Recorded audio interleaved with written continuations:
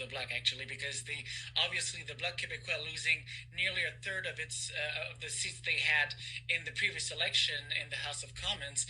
It's a huge slap in the face, and of course I believe that internally it should be raising questions regarding the leadership of François Blanchet, who did not deliver clearly on his strategy, both on the provincial level, because of course the Bloc is not seeking election across the country. But yes, the strategy on the provincial level, but also the get out the vote strategy in those ridings where we knew the race was going to be very close in some ridings, including Terrebonne. And Terrebonne, it's also a surprise there because it used to be such a deep blue, very sovereignist riding for so many decades. So for it to turn from the Bloc Québécois to the Liberals, it sends a strong message to the Bloc that maybe they should refocus, they should rethink their strategy in the future, especially in the circumstances that we are living right now with the threats coming from the U.S. It shows clearly. To me, it's a yellow flag certainly for sovereignists, because that means there's no appetite for sovereignty when Canada is at risk of facing a major crisis coming from the U.S. Well, it is. There's certainly circumstantial factors involved in this election. It's something we had not seen before. Of course, a U.S. president threatening Canada's economy, but also Canada's sovereignty when he talks about the 51st state, for instance. So, of course, it means that a lot of Quebecers were looking for a savior, basically, someone who would defend their interest and defend the country's sovereignty. So there's certainly a rise, even in Quebec. There's certainly a rise in the sentiment of belonging to Canada that we had not seen coming until a few months ago. So circumstances have changed drastically since the beginning of the year, since Donald Trump came back to the White House, and that has been to the detriment of the Bloc, and certainly to the advantage of Mark Carney and the Liberals. Now, that being said, the Bloc should have adjusted its strategy, saying we can work with the rest of Canada. We can be a strong voice for Quebec in Parliament, defending Quebec's interests in those negotiations that will happen with Donald Trump, with the Trump administration. But in the end, the Bloc did not succeed at doing this, at getting its message through to Quebecers, and that's why they are facing right now the results that they have. It's going to be crucial for Mark Carney to send a message to Quebecers that their message has been heard. It's not just being thankful for their trust. It's also about representing the strength of the team, of the Quebec team within the Liberal caucus. So it's going to be very important to have high-profile ministers from Quebec within his cabinet.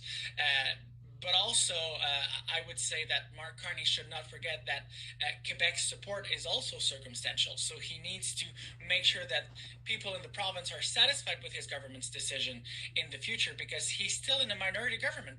So far as far as we know, he doesn't have the majority. So there are still recounts happening elsewhere in 3 other ridings in the rest of the country.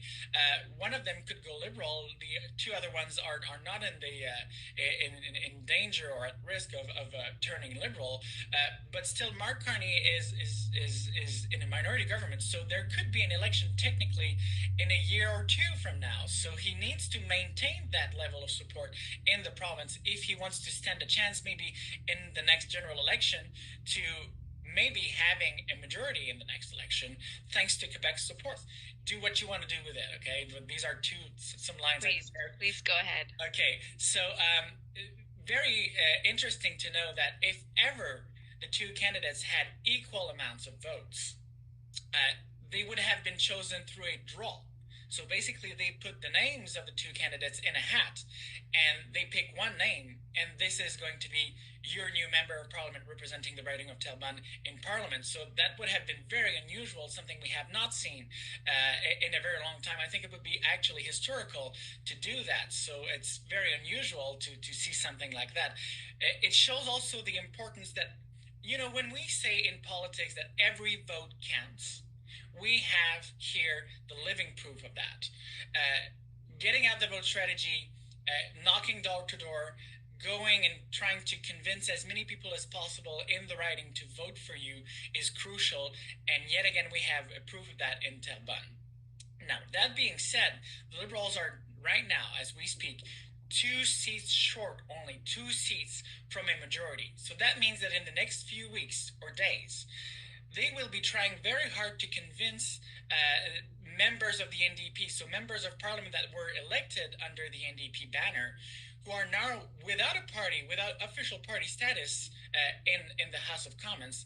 They will try very hard to convince some of these MPs to cross benches and to join the Liberal caucus so that they can get to that majority.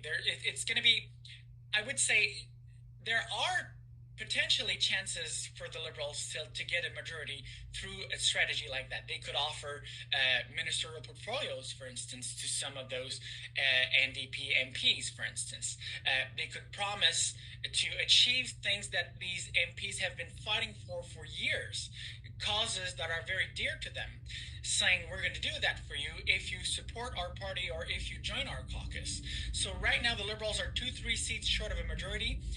It is achievable still for them to get a majority in the House of Commons by convincing some NDP members to join their caucus. So I would not say that as of today, yes, it is a minority government, but they're still very close to a majority, and it could be happening in just a few days.